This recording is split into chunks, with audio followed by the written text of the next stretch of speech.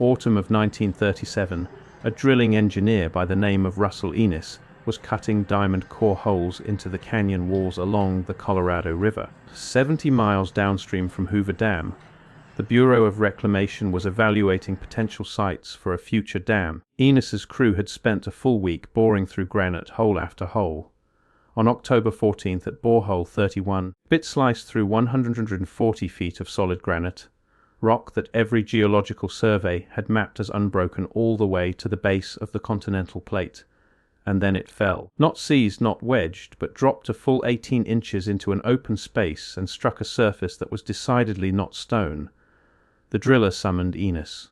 Enos would later record that he recognized instantly, from the ring of the impact, that the bit had met something fabricated. He had heard bits chew through every variety of rock the Colorado Plateau had to offer. This was none of those. The driller retrieved the core. The final 4 inches were not granite. They were a dark, sleek substance with a perfectly even outer face. Enos that evening described in his field journal with a single term, wall. Behind 140 feet of granite dating back 17 million years, the drill had uncovered a constructed surface that had no business being there. Enos compiled a report. It was sent to the Bureau's office in Boulder City. The duplicate he retained was discovered 37 years later among his family's archives. It terminates on page 41, mid-sentence. The final word Enos inscribed before something halted his hand was "with." After that, he continued at the Bureau for another 11 years and never once returned to Borehole 31.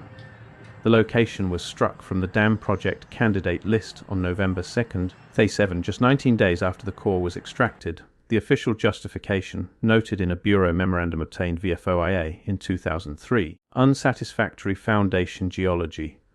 This is the Bureau's standard phrasing when bedrock is fractured, unstable, or otherwise unfit to anchor a dam. The granite at that site was none of those things. 30 prior boreholes had confirmed it ranked among the most solid foundations the survey had ever tested. The single hole that turned up something unexpected was enough to scrap the entire location. And the wording used to dismiss it described a problem that did not actually exist. The wall stayed exactly where it was. If this kind of inquiry resonates with you, please subscribe. The algorithm does not favor this content, so unless you subscribe, the next installment won't find its way to you. The stretch of the Colorado where Enos drilled passes through some of the most ancient exposed rock on the continent. The inner gorge at that point cuts through Vishnu basement formations, metamorphic granite and schist, shaped roughly 1.7 billion years ago and thrust upward during the Laramide orogeny some 70 million years back. The geology is unambiguous. It has been charted and published for over a century. The granite at that depth is expected to be solid, uniform, and uninterrupted. No cavities. The Bureau understood this, which is precisely why they selected the site. You anchor a dam to bedrock. This bedrock was regarded as among the most stable on the continent. Enos's crew was not hunting for anomalies. They were verifying what every existing map already stated. 30 boreholes completed in 10 days, each core indistinguishable from the next. Clean granite, consistent density, no fractures. The cores were arranged in wooden trays at the field office, and they all looked exactly alike. Crew had ceased anticipating anything other than granite. Borehole 31 was meant to be the final one, a mere formality to round out the survey grid. The drill site perched on the eastern canyon wall, 40 feet above the river at low water, on a ledge trail the crew had carved into the rock. The bit entered sandstone, cut through a basalt intrusion at 60 feet, and struck the granite contact at 90 feet. From there, it was supposed to be granite all the way down. It was for another 50 feet. Then the bit dropped, and everything the Bureau thought it knew about the geology of that canyon became a question nobody dared to ask. The core from Borehole 31 is meticulously detailed across 14 pages of Enos's report, standard NX diameter, roughly 2 and 1/4 inches across. The first 136 inches were pristine granite. At inch 137 the granite ceased. No gradual shift, no weathering layer, no fractured boundary. The granite ended. A different material began as abruptly as a line drawn with a ruler. The final 4 inches consisted of a substance Enos described as unlike any geological specimen he had encountered in 14 years of drilling. dark, nearly black, faint gleam under direct light, smooth to the touch. Not granite, not basalt, not schist, not gneiss, not any metamorphic derivative of the surrounding rock. Anything listed in the standard mineral classification tables Ennis carried in his field kit. Denser than the granite, markedly so. Ennis weighed both sections in the field and recorded the dark material as roughly 40% heavier per unit volume.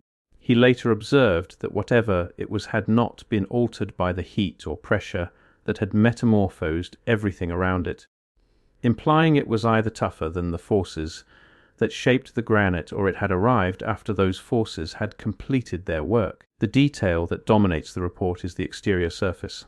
The final half-inch of the core, where the bit first made contact, was flat. Not fracture, flat. Cleavage, plain flat.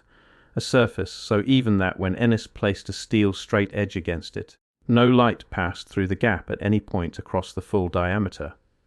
He tested this 3 times and documented each result. In 14 years of drilling across 9 states, never come across a subsurface material that presented a manufactured flat exterior face at the boundary of natural rock. He photographed the core from 4 angles using a field camera. Those images were included in the report that ends on page 41 in the middle of a word and whose bureau copy has never surfaced. Ennis began writing on October 15th and labored for 6 straight days in the field office. A wooden shack on the canyon rim. Report followed the Bureau's standard format: site description, drilling log, geological observations, core analysis, conclusions. His earlier reports, several of which survive in Bureau archives, are exemplars of technical precision. He did not speculate. He described what he measured, sketched what he observed, let the data speak for itself. The Borehole 31 report adheres to this pattern for 40 pages cross-section diagrams, grain size analysis, 4 photographs of the anomalous material, a density comparison table, the straight edge test recorded in full. Page 41 opens a section titled Preliminary Interpretation. 3 complete sentences establish that the material matches no known formation in the Colorado Plateau database. The 4th sentence begins, if the composition and surface geometry of the sample are confirmed by laboratory analysis. The implication is that a constructed barrier of unknown origin exists behind the granite at this depth width. The sentence does not finish. There is no page 42, simply stops. Ennis's daughter, Marion Ennis Ward, discovered the manuscript in a filing cabinet in his home office after his death in 1971. She told a researcher in 1989 that the pages were in order, clean, and undamaged. It did not appear that any pages had been removed. It looked as though her father had merely ceased writing. Marion's observation, captured on tape and held by a private archive in Flagstaff, was this: a man like my father does not stop writing in the middle of a word. Something made him put the pen down and never pick it up. She was asked whether her father ever mentioned Borehole 31. He did not. Not once in 34 years. The Bureau's copy of the report has never been located. The 1991 FOI request produced a response stating that no report associated with that borehole number exists in the archive. The drilling logs for the 1937 survey do exist and list 31 boreholes, but the entry for number 31 contains only the date, the depth. 1 word annotation in a hand that is not Ennis's. Discontinued. Every other borehole has a full data entry running 6 to 8 lines. 31 has 1 word. Ennis remained at the Bureau until 1948. His personnel file shows no disciplinary action, no transfer, no gap. He was promoted twice and retired with full benefits. Whatever occurred after he submitted the report did not end his career. It ended his willingness to talk. His field journals from 1938 onward contain no mention of the Colorado site, the anomalous core, or the dark material. It is as if October 14, 1937, never happened. The core sample was in his possession at the time of his death. Marion told the 1989 researcher she had seen it as a child, a short cylinder her father kept in a locked desk drawer. After his death, she searched for it. The drawer was empty. The lock had not been forced. Nothing else was missing. The desk still held his pens, his compass, his field notebooks from 3 decades of work. Someone had opened the drawer, the one object that mattered, and closed it again. Marion combed the entire house. She checked the garage, the attic, and a storage unit her father rented. The core was nowhere to be found. Marion passed away in 1974. The report and journals passed to her son, who placed them in the Flagstaff archive. The core has never been recovered. In 2002, a geophysicist named Alan Cortez, who had read a summary of the Ennis report in a privately circulated monograph, attempted to re-drill the site. He spent 3 months matching Ennis's descriptions and compass bearings to modern maps and identified a location on the eastern canyon wall that fit every detail: 40-foot elevation, the ledge access, the bearing from the nearest marker. In August, Cortez and a 2-person crew hiked in with a portable diamond rig. They found was not what 65 years of erosion should have produced. The ledge trail was gone, not weathered, but filled. The cut in the canyon wall had been packed with a cement composite color, matched to the surrounding sandstone. Cortez chipped into it with a geological hammer and confirmed it was artificial fill, not natural calcium carbonate deposit. He drilled anyway, 3 meters from the estimated original position. His rig hit granite at the expected depth. At 92 feet, the bit began to slow. At 108, it stopped, not dropped, stopped. The drill could not advance. Cortez pulled the core. The last 6 inches showed contact marks consistent with an extremely hard, smooth surface, had not penetrated it. He photographed the core, documented the filled trail, applied to the National Park Service for a return trip with heavier equipment. Denied. Drilling in a national recreation area would constitute unacceptable environmental disturbance. He appealed. Denied again. His findings were published in a 2004 monograph that has been cited 3 times, none in peer-reviewed literature. The surface he could not drill through is still there, behind the granite, waiting for a bit the permit process will not authorize. This is not the only driller who hit something impossible inside bedrock. In 1944, a water well crew in Kingman, Arizona, 70 miles east of the river, struck an extremely hard, smooth surface at 210 feet inside granite. The driller described it as hitting polished steel. The well was abandoned and redrilled elsewhere. No investigation was conducted. In 1961, a Bureau crew drilling test holes for Glen Canyon Dam, 150 miles upstream from Ennis's site on the same river, a core at 200 feet containing 4 inches of a dark material the field geologist described as of unknown origin. The entry appears in a drilling log at the National Archives. Follow-up is recorded. The core is not in the Bureau's sample repository.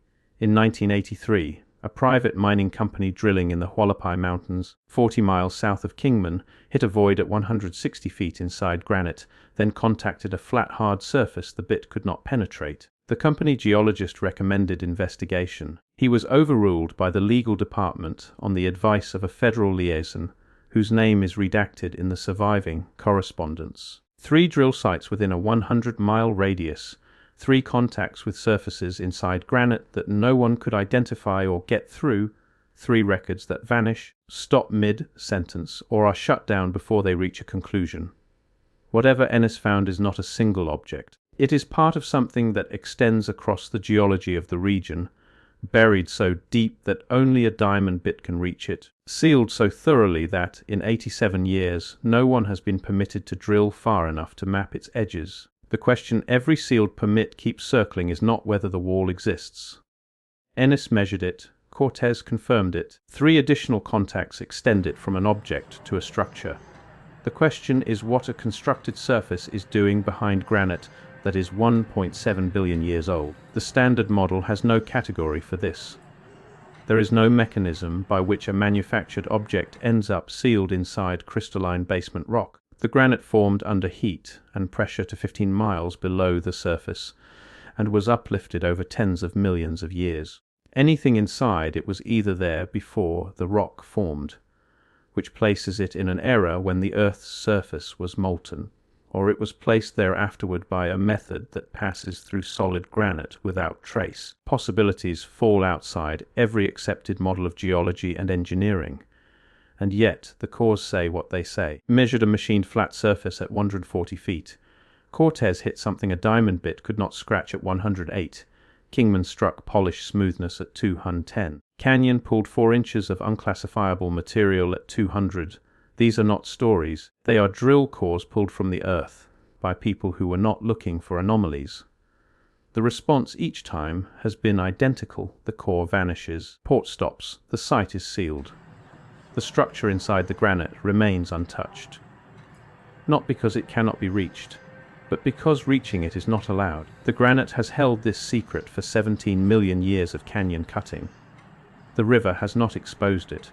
The drills have touched it, but cannot pass through. The institutions that control access to the canyon have made certain, through permits and reclassifications and one-word annotations, that touching it is as far as anyone gets. Russell Ennis drilled into something behind 40 feet of granite on October 14, 1937, and wrote 41 pages about it before his hand stopped in the middle of a word. His daughter kept the report for 37 years without knowing what it described.